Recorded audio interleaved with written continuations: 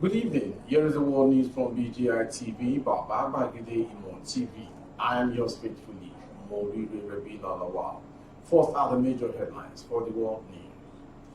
Obasanjo, Ango, Abdullahi strategize ahead of 2023 elections. No evidence Nigerian presidential hopeful Tinubu just 7 years older than his daughter.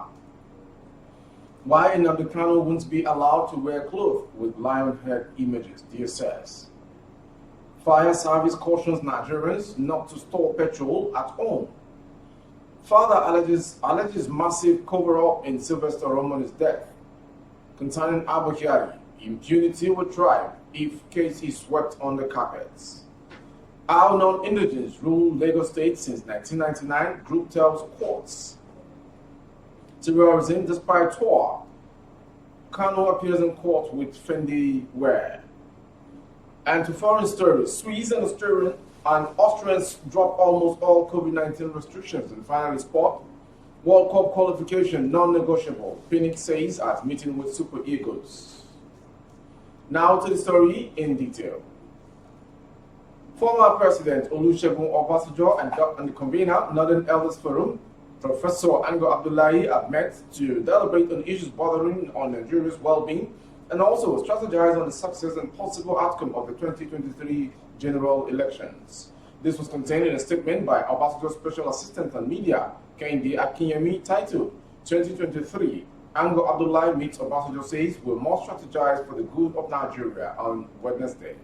The statement quoted Abdullahi to have said that the country needed good tidings from the 2023 elections, hence the need to strategize during the meeting with Obasanjo in Abeokuta on Tuesday evening. Accompanied by the Chairman, Board of Trustees, Coalition of Northern Groups, Nastura Ashura Sharif, and the Group's Director, Action and Mobilization, Aminu Adam, Abdullahi said they were on the same page with the former president on issues discussed during the meeting that lasted 2 hours. He stressed that in spite of their ages, they could still contribute to the society and the country, hence my coming to see him. I don't want to stay away from him for so many months or years without seeing him, especially at this period. So I'm visiting him to say hello and get a briefing from him on how I feel about the nation. We also briefed him on how we feel about the nation. We compared some notes and we agreed on some grounds. To the next story concerning Ahmed Tinubu, a screenshot circulated on Facebook since late January 2022 claims the Nigerian president aspirant, Bola Tinubu, is only 7 years older than his first daughter, Folashade Tinubu Ojo. Tinubu's first daughter, Folashade Tinubu, is 62 years old, while the father is 69. Mathematically, Tinubu was 7 years when he had his first daughter. This is very interesting and miraculous. Tinubu, a leader of Nigeria's ruling All Progressive Congress, was the governor of Lagos State from 1999 to 2007. He remains an influential politician. His daughter, Tinubu Ojo, took over the title of Iyaloja Yoruba for Mother of Market Traders of Lagos in 2013, becoming the leader of people trading in physical markets in the state. The position was previously held by Abibat Mogaji, our father's mother, but is Tinubu only 7 years older than his daughter.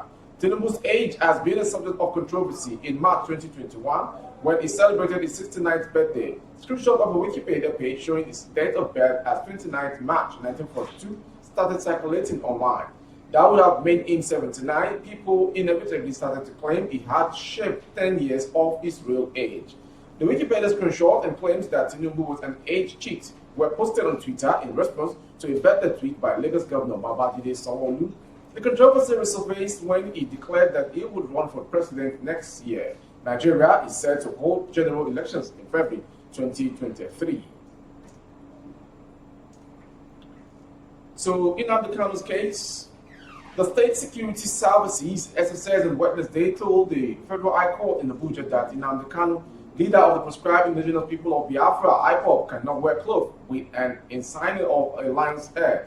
Mr. Kanu was accused of various offenses, including treasonable felony and terrorism offenses he allegedly committed in the course of his separatist campaigns. At the resumption of proceedings on Wednesday, Mr. Kanu's lead counsel, Mike Ozekume, a senior advocate of Nigeria, drew the trial judge, Binta Iyanku's attention to the difficulties being encountered in trying to get new clothes to the IPOB leader at the spy agency detention facility in Abuja. Mrs. Inyako had ordered the SSS to allow Mr. Kanu change its clothes from the regular Fendi jumpsuit he had been wearing to court. Responding to Mr. Ozekume's complaint, the judge asked the Director of Legal Services of the SSS, whom this newspaper could not ascertain his name, to provide explanation to the issue.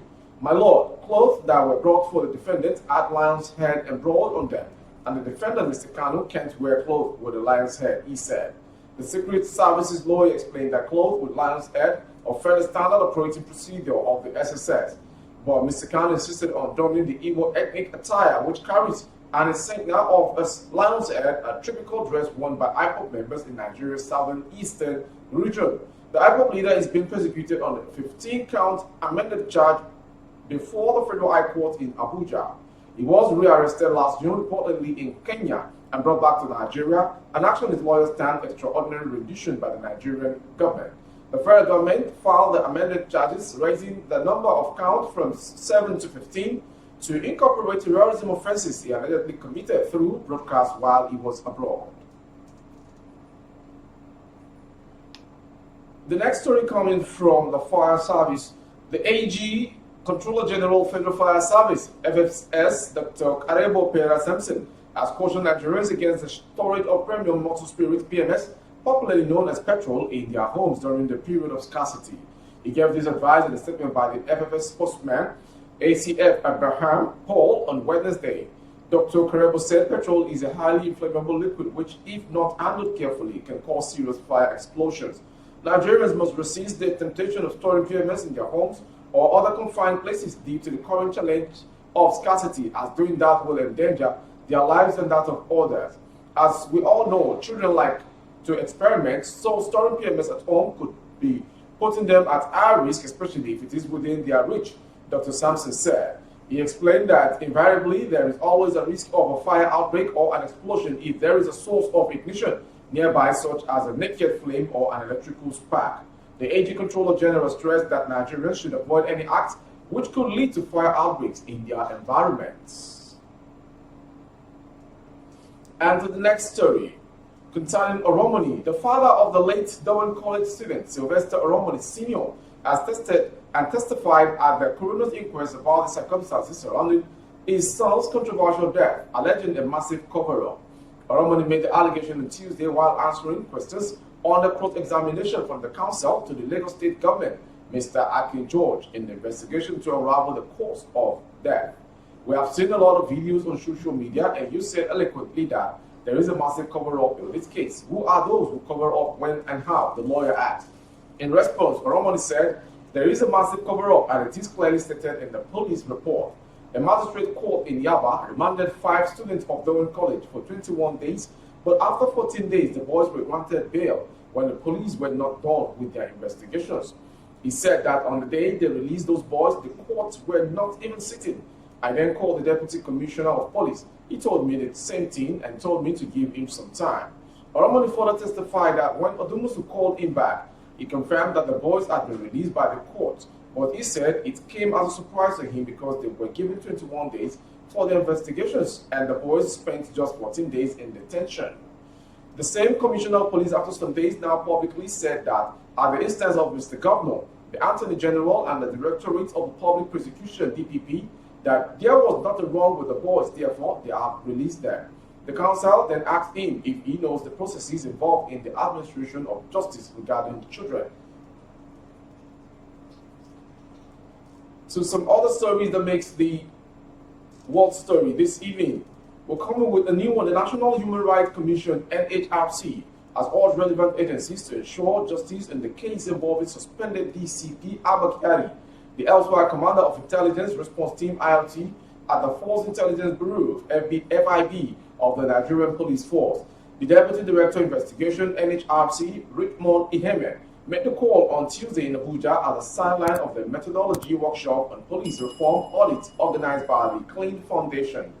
The National Drug Law Enforcement Agency, NDLEA, had on Monday declared Kyari wanted for aiding and abetting drug pushing and running a drug cartel before he was handed over by the police authority a few hours later.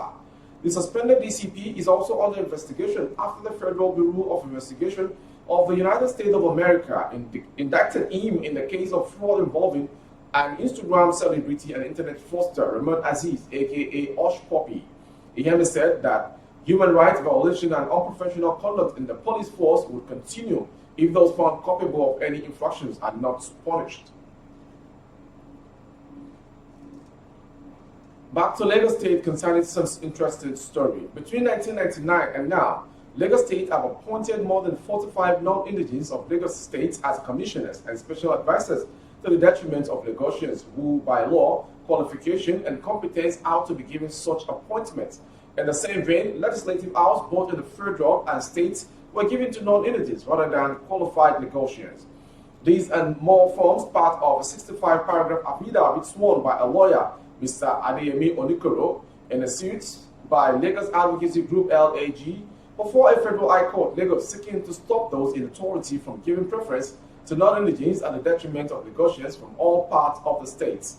The plaintiffs listed past and present political office holders, both in the executive and the legislative arms, who non-indigenes of the states but have been at ends of affairs to the detriment of Lagosians that are competent but not considered for such posts, saying it is against the spirit and letters of the Nigerian Constitution.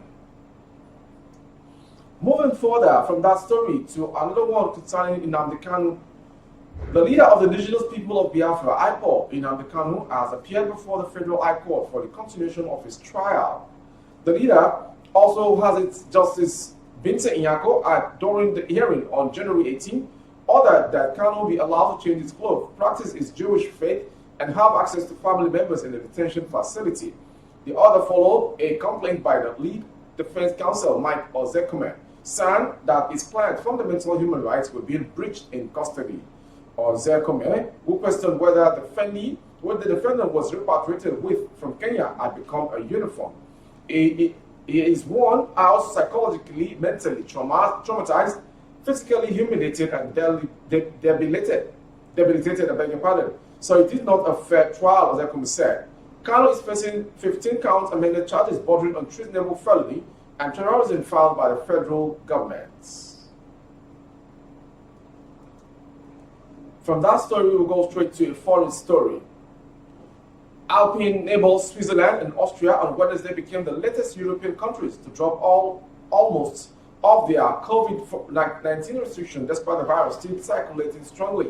The Swiss government said the conditions were right for a rapid normalization of normal life. From Thursday, the only remaining coronavirus requirement in Switzerland will be the obligation to self-isolate for 5 days after a positive test and to wear masks on public transport and in health care institutions. However, those rules will expire at the end of March, at least this year.